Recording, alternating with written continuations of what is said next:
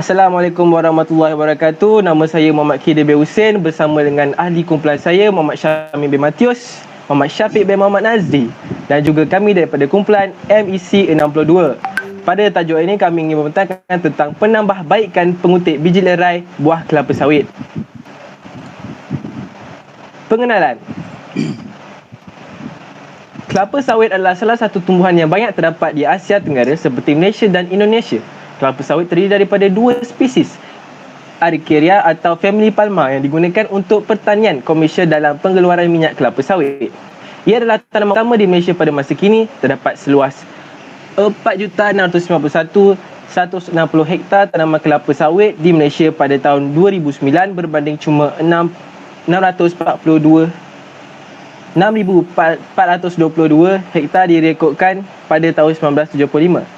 Pokok kelapa sawit mempunyai pelbagai jenis, begitu juga dengan biji sawitnya sebagai contoh Dura, Tenera dan Piscifera. Setiap buah itu juga mempunyai harga yang berbeza mengikut harga semasa. Oleh yang demikian, kewujudan alat yang diciptakan ini memainkan peranan penting dalam mengekalkan industri ini demi kemajuan ekonomi negara. Salah satu matlamat dalam membina model pengumpul biji sawit ini adalah untuk menjimatkan kos pembuatan dan menambahkan keselesaan pengguna serta dapat menggunakannya dengan efektif. Penyataan masalah. Wujudnya sebuah mesin pengutip biji kelapa sawit lerai yang dicipta oleh Encik Khairul Nizam Othman, Encik Rosdi Abdul Rahman dan Encik Muhammad Najib Janon dan lain-lain pada tahun 2019 bagi menyelesaikan masalah yang berlaku seperti kos mesin yang mahal, tenaga manusia berlebihan dan biji sawit yang bercampur dengan sampah. Walaupun mesin ini berjaya menyelesaikan masalah tersebut, namun terdapat masalah yang masih berlaku dan telah dikenal pasti oleh pencipta mesin tersebut. Yang pertama, pengguna masih mempunyai masalah sakit belakang kerana faktor pemegang ini tidak boleh dilaraskan mengikut ketinggian mereka atau pengguna yang menggunakan mesin ini di kalangan rakyat Malaysia. Biji lerai kelapa sawit yang dikutip sukar untuk dikeluarkan kerana rekaan bekas yang disimpan biji lerai telah dikutip tidak sesuai. Objektif kajian ini adalah untuk mereka pemegang yang sesuai dengan ketinggian rakyat Malaysia agar dapat menggunakan dengan selesa dan juga untuk mereka semula bakul simpanan bagi memudahkan biji lerai kelapa sawit direm buah kelapa sawit mudah untuk dikeluarkan. Okey, baiklah. Sekarang saya akan menyambung pembentangan Muhammad Khidir bin Hussein, kajian literature. Masalah dalam pengumpulan biji lerai buah kelapa sawit terdapat 3, iaitu isu kesihatan, pencemaran udara dan kos perbelanjaan. Isu kesihatan. Pekerja sering menghadapi masalah sakit belakang akibat terlalu lama membungkuk dan berdiri, dikhususkan kepada pekerja yang berusia dalam lingkungan 30 tahun ke atas. Mudah menghadapi masalah sakit belakang kerana unsur usia yang semakin meningkat. Pencemaran udara. Pencemaran udara dapat didefinisikan sebagai satu keadaan yang memerlukan pengenalan sebarang bahan kimia, jim zerahan atau bahan biologi yang boleh menyebabkan kemudaratan kepada manusia. Pencemaran udara ini boleh terjadi secara semula jadi ataupun perbuatan manusia. Pencemaran udara berlaku berpunca daripada penggunaan mesin pengumpul biji lerai buah kelapa sawit yang menggunakan bahan bakar seperti petrol dan diesel. Kos perbelanjaan. Kos pembelanjaan ini terbahagi kepada 2, iaitu pembelanjaan gaji pekerja dan pembelanjaan mesin. Dalam kos pembelanjaan gaji pekerja ini, industri perlu membayar gaji pekerja di mana mempunyai ramai pekerja yang diperlukan untuk mengambil biji lerai buah kelapa sawit. Kos pengeluaran mesin bagi mengumpul buah kelapa sawit yang tinggi mengakibatkan industri mengalami masalah kewangan dalam peruntukan mesin tersebut. Okey, baiklah. Kelebihan dan kekurangan jenis alatan dan mesin. Okey, yang pertama, hand picking. Kelebihan dia bebas sepihan atau sampah. Biji buah kelapa sawit yang kecil dapat dikutip dengan teliti. Kekurangannya pula mengalami masalah sakit belakang, memerlukan masa yang lama dalam mengumpul biji lerai buah kelapa sawit dan memerlukan ramai pekerja. Jenis yang kedua, raking. Kelebihan dia cepat, mudah dan selesa Biji buah kelapa sawit yang kecil dapat dikutip dengan teliti. Malah kekurangan dia pula tidak menghasilkan biji lerai buah kelapa sawit daripada sampah ataupun sepihan, memerlukan ramai pekerja dan mengalami masalah sakit belakang. Seterusnya, pengumpul biji lerai buah kelapa sawit jenis roller. Kelebihan dia ialah mudah dan selesa, ringan, bebas daripada sepihan atau sampah. Biji buah kelapa sawit yang kecil dapat dikutip dengan teliti. Kekurangannya pula memerlukan ramai pekerja, memerlukan masa yang lama, kuantiti biji lerai buah kelapa sawit yang dikutip terhad. Seterusnya, mesin pengumpul biji lerai buah kelapa sawit yang beroperasi menggunakan konsep vacuum MK3. Kelebihan dia lebih cepat, mampu mengutip biji lerai buah kelapa sawit dengan kuantiti yang banyak dalam satu masa, tidak mengalami sakit belakang, kurang beban kepada pekerja untuk mengangkat bakul yang berisi biji lerai buah kelapa sawit. Kekurangannya pula ialah memerlukan kos yang tinggi, tidak menghasilkan biji lerai buah kelapa sawit daripada sampah atau sepihan. Seterusnya, jenis alatan yang beroperasi menggunakan tongkat jalan.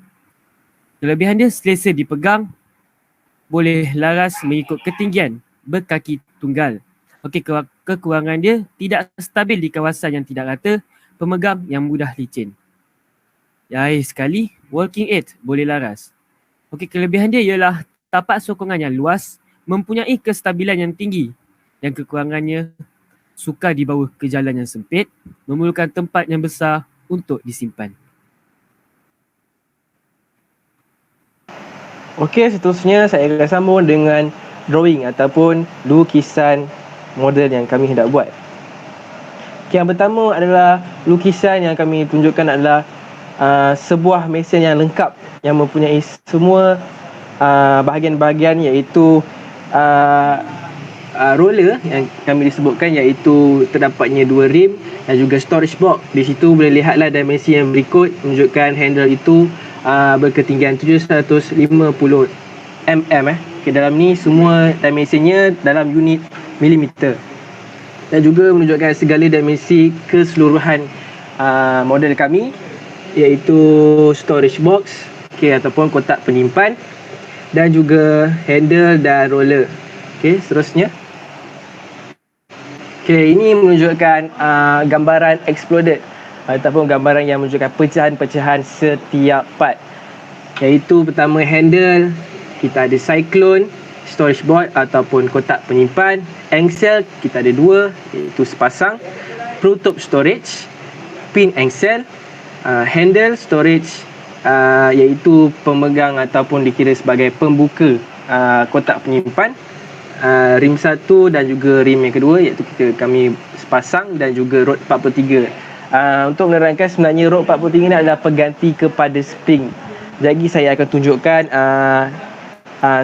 untuk spring yang seketul yang menunjukkan dimensinya. Di sini menunjukkan segala material ataupun dipanggil sebagai bahan yang digunakan, jenis bahan yang digunakan untuk menjayakan projek ini, iaitu kami menggunakan cast alloy steel, aluminium ataupun sebagai alumina,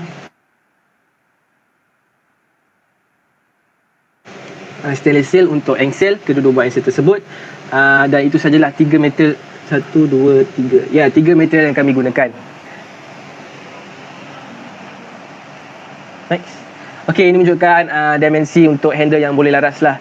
Jadi kelebarannya adalah 600 mm dan ketebalan untuk handle tersebut adalah 33. Okey, dan menunjukkan ketinggian di belah bawah tersebut itu 750 mm dan belah bawah iaitu kelebarannya 20 untuk belah bawah. Untuk setiap pin, iaitu kami akan masukkan spring plunger supaya handle ini boleh leraskan, dan setiap jarak itu adalah sebanyak 100 mm sama dengan 10 cm. Dan itu saja. Next. Okey, ini bukan cyclone, iaitu tempat di mana ia mengaut biji lerai kelapa sawit supaya dia dapat berjaya masuk ke dalam storage box. Okey, menunjukkan radius ataupun diameter cyclone tersebut. Dia mempunyai 4 bilah situ supaya dapat berfungsi dengan baik dan efisien. diameternya adalah 305 mm dan jarak di antara satu bilah ke bilah ialah 143.23 mm. Okay, kelebarannya adalah 168.41 mm. Setiap panjang kami telah ukur supaya dapat berfungsi dan tidak dapat berlakunya sekatan untuk setiap penjarakan yang kami akan gabungkan. Okay, ini menunjukkan rim. Okay, di sini kami menggunakan gambar yang lebih terperinci kerana terdapat berapa lubang-lubang kecil untuk kami masukkan spring di situ. Okay, kita ada dua pasang rim, iaitu rim yang pertama diameternya adalah 326.93 mm. Panjang ini kami dapat daripada untuk kami mendapatkan item tersebut kami menggunakan rim 12 inci lah. Jadi ini adalah pertukaran unit di mana kita dapat 326.93 dan kami menggunakan rod sebanyak tebal 7 mm. Jadi di situ dapat dilihat okey lubang kemasukan rod di situ dan segala dimensi dapat dilihat dengan baik di dalam gambar tersebut. Untuk kelebaran rim tersebut adalah sebanyak 44 mm. Okey, next. Okey, kotak simpanan storage box. Okay, ini merupakan kotak gambar kotak yang lengkap di mana adanya encel di situ, tempat pemegang dan juga dimensi storage box iaitu menggunakan lebaran sebanyak 345 mm dan juga handle-nya sebanyak 145 mm. Ketinggian storage box itu adalah sebanyak 200 mm dan ketinggian untuk lubang kemasukan di antara cyclone iaitu di situ kita boleh lihat lubang storage box tersebut lah, ketinggian adalah 140 mm dan di situ ternampaknya cover ataupun cover cyclone supaya buah hanya tertumpu pada kemasukan lubang yang kami bina di situ dan dia punya radius adalah 152.20 mm. Okay, ini menunjukkan rim yang kedua, dia dimensi yang sama cuma berbeza di situ terdapatnya batang rod. Okay, di mana kami terpaksa membuang rim yang pertama itu batang rod supaya cyclone tersebut berjaya untuk mengeluarkan biji lerai. Dan rim kedua ini tidak mengganggu apa-apa, jadi kami mengekalkan rodnya. Okay, di sini dimensinya semua sama, diameter 326.93 mm, kelebarannya 44 dan ini menunjukkan gambar yang lebih terperinci untuk menunjukkan lubang-lubang yang kami akan buat supaya spring itu berjaya dimasukkan. Okay, ini yang saya cakap tadi iaitu spring yang kami akan gunakan. Kami menggunakan spring panjangnya 125 mm. Okey, setiap jarak di antara coil spring tersebut iaitu sebanyak 2 mm dan dia punya hook radius sebanyak 10 mm. Okey, jadi spring ni kami akan menggunakan sebanyak 43 spring supaya ia dapat memerangkap biji lerai tersebut dengan berjayanya. Okay, ini menunjukkan engsel yang kami menggunakan iaitu kami menggunakan engsel yang panjangnya 150 mm, mempunyai 4 lubang, berdiameter 15 mm, ketebalannya iaitu 24. Okay. Dan ketinggiannya adalah 70 mm, ketebalannya 10 mm. Assalamualaikum warahmatullahi wabarakatuh. Terima kasih kepada pembentang kita bernama Khidir. Okay, saya akan bersambung mengenai tajuk metodologi kajian. Okay. Yang pertama adalah tinjauan literature. Bermula dengan membuat borang proposal, pemilihan tajuk telah dibuat untuk menentukan projek yang akan dibuat untuk projek tahun akhir, iaitu penambahbaikan pengumpul buah lerai kelapa sawit. Seterusnya adalah membuat tinjau literature untuk mewanita metod untuk digunakan untuk mencari bahan atau produk yang sesuai untuk membuat projek ini. Penilaian konsep. Yang pertama adalah spring ini terdapat banyak kelebihannya, antaranya ialah mudah untuk dijumpai, mempunyai nilai elastik yang tinggi dan mudah untuk diganti apabila spring itu rosak. Konsep yang kedua adalah mereka bentuk bekas kepada saiz yang lebih besar untuk mencapai objektif iaitu dapat menampung biji lerai kelapa sawit yang lebih banyak. Yang ketiga adalah pemegang yang boleh dilaraskan yang bertujuan untuk mencapai objektif projek ini, iaitu pemegang yang boleh dilaraskan untuk pengguna menggunakan dengan selesa. Dan yang keempat adalah kaedah yang digunakan untuk melaras pemegang alat ini ialah dengan menggunakan spring pelocok ataupun plunger. Untuk konsep reka bentuk, bagi handle, ketinggian maksimal bagi handle ini mencapai setinggi 1000 mm dan mampu dilaras kepada ketinggian iaitu berkurang sebanyak 100 mm. Maka ketinggian handle ini mempunyai 3 ketinggian yang boleh laras iaitu 1000 mm, 900 mm dan 800 mm. Yang kedua adalah storage box atau bekas simpanan. Isi padu bagi storage ialah 20,489.6 cm padu. Maka dengan isi padu biji lerai buah kelapa sawit sebanyak 40 cm padu, jumlah biji lerai buah kelapa sawit yang mampu diisi dalam storage box ataupun bekas simpanan sebanyak 512 biji. Yang ketiga adalah cyclone. Cyclone ini dicipta bagi proses kemasukan biji lerai buah kelapa sawit ke dalam storage box setelah dikutip melalui setiap bahagian cyclone tersebut. Yang seterusnya adalah kuantiti bahan. Bagi handle, bahan yang dipakai adalah cast alloy steel seberat 1.6 kg dan punya satu kuantiti. Seterusnya adalah cyclone. Bahan bagi cyclone ini adalah aluminium dan mempunyai berat sebanyak 0.5 kg.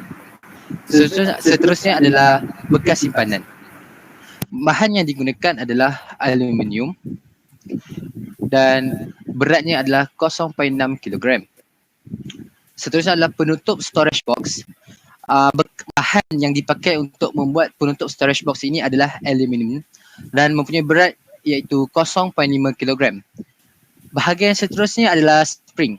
Spring ini menggunakan bahan steel ataupun besi dan mempunyai berat sebanyak 0.02 kg dan dipakai sebanyak 43. Seterusnya adalah rim. Bahan yang digunakan untuk rim ini adalah cast alloy steel dan mempunyai berat sebanyak 0.6 kg. Dan seterusnya adalah rod. Bahan yang dipakai adalah besi dan mempunyai berat 0.6 kg. Dan yang terakhir sekali adalah engsel. Bahan yang dipakai untuk membuat engsel ini adalah stainless steel dan mempunyai berat 0.18 kg. Okey, untuk reka bentuk embodiment, kami telah membuat pengiraan sebanyak 5.2018 daya yang akan diperlukan untuk menolak prototip ini dengan lebih selesa. Dan sudut sebanyak dan sudutnya ialah dan sudutnya adalah 45 darjah dengan ketinggian 45 darjah. Seterusnya adalah pemilihan bahan. Okey, bagi handle besi hollow dipilih untuk menjadi bahan pada pemegang yang boleh laras Ini adalah disebabkan kos yang agak rendah untuk didapati. Seterusnya adalah bekas simpanan. Bahan yang telah dipilih untuk menjadi bekas simpanan ni adalah aluminium. Ini kerana aluminium mudah untuk dibentuk dan mempunyai ketahanan yang lebih tinggi berbanding besi. Seterusnya adalah bahan digunakan untuk spring. Keluli spring, bahan yang dipilih adalah keluli.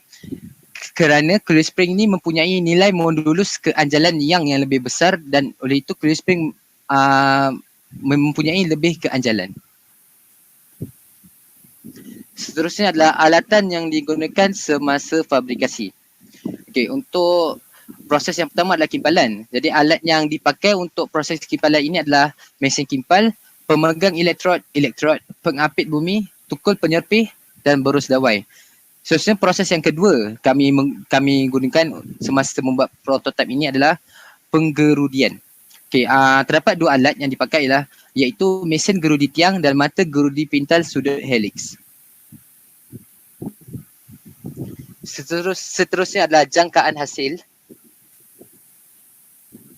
Okey, untuk jangkaan kos bagi produk ini adalah untuk kuantiti untuk spring Kos per unit ni adalah RM1 dan kuantiti yang dipakai adalah 43.